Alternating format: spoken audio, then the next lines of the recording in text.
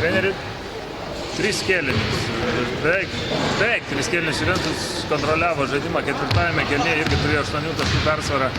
Kodėl nepavyko išsaugoti šio pranašumo? Nepavyko todėl išsaugoti. Pasvalio komanda pastatė aikštės gynybą ir mes paprasčiausiai prieš aikštę truputį skubotai puolėm, bet žaidėjai buvo laisvi, tik reikėjo pataikyti tos kelis metimus. Laisvi metė. Būtų jam pataikę tos kelis metimus, būtų nuėmę tą aikštę ir galbūt būtų kitokia rungtynių baigtis.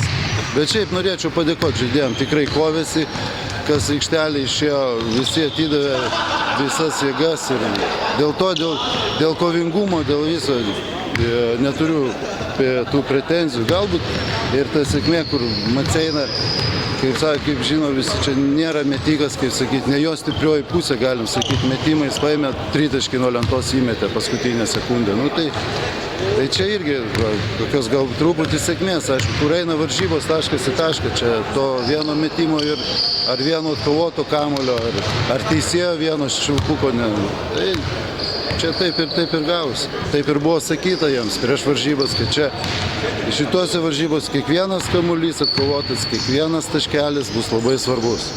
Treneri, paskutinėmis sekundėmis, ko gero, turėjote 2 variantus. Arba bauduoti ir bandyti užpulti, arba gintis. Pasirinkote pirmąjį variantą. Pasirinkom bauduoti, bet kažkodėl nesubaudavom. Nežinau, kodėl. Čia jau reikia vyrų klausti, kodėl jiems taip susišvietė.